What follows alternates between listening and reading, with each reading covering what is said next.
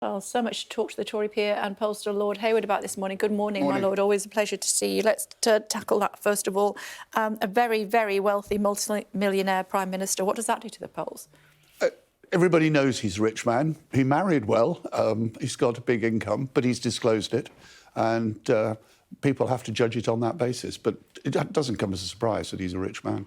What about the former Prime Minister in front of the Privileges Committee yesterday? What does that do to Tory popularity?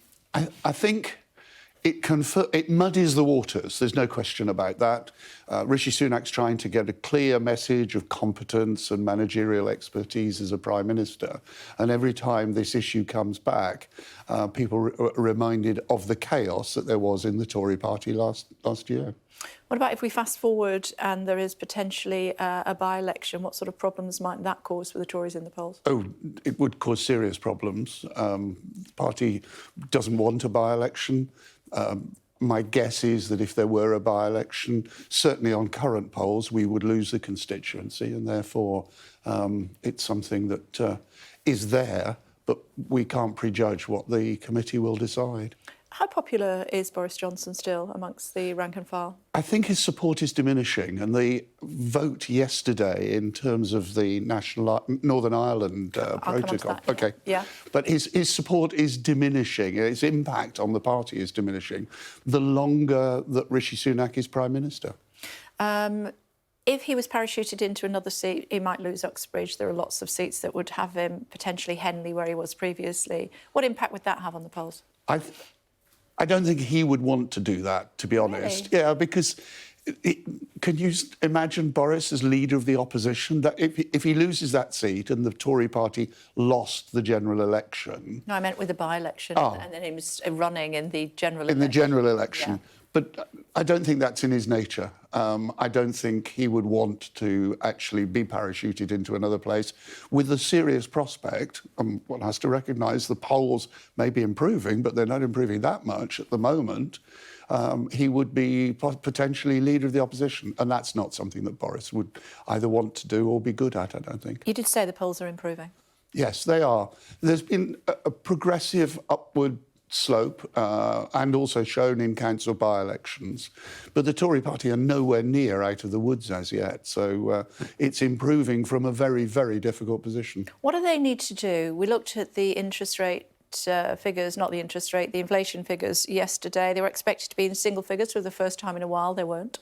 They weren't. And I think the important impact of that, you identified the impact on people who pay mortgages, but it also, as far as I'm concerned, is a very clear indication that inflation is going to take longer to tackle than we hoped it would, and that puts the election back. I'm quite clear now it will be in the autumn of 2024. So you're saying that we won't see the next general election unless, I mean, obviously, a week's a long time in politics, until, somebody famously once said, until October of 2024. Absolutely. October, November 2024, the inflation figures, as far as I'm concerned, made that absolutely clear. Some people were talking about earlier than that, but I think the indications are that inflation and therefore interest rates and all that goes with that means a very clear message. You can plan for an autumn 2024 election. What is the mood in the House of Commons across the road, on both sides? I'm sure you have friends on both sides of the House. I think I do. Good. The mood has changed. There's no question about that. The atmospherics following on from the budget, the Northern Ireland Protocol vote, etc., have changed. You could talk to Tory MPs. We're going to lose, I may lose my seat, it's a disaster. Labour were virtually measuring up for the curtains. That atmosphere has changed. There's a degree of uncertainty. And I had a Liberal Democrat tell me that they'd actually put money on no overall majority only a few days ago. Is that a good bet? I think it's risky still. The likelihood is that you would expect Labour to win the next election, but I think the prospects of that are becoming less certain. Now, you mentioned the Northern Ireland Protocol vote. It wasn't on the whole protocol, was it? Or the Windsor, I forget what all these things are called, the Windsor framework. It wasn't on that. It was just on one particular aspect. The Stormont break is what it was called. And that's what the House of Commons voted on yesterday. It was a cakewalk, really, for the Prime Minister, but he easily won that vote. But what struck me is that 2 previous Prime Ministers both voted against it. Very striking. But the biggest political impact there was how small the rebellion actually was, that Boris and his Truss were in a very small group of people. Probably the key figure was around 40 in terms of potential rebels, because if the figure had been at that level, you could say the Prime Minister had to rely on Labour and Lib Dem support, and he didn't have to. It was half that figure.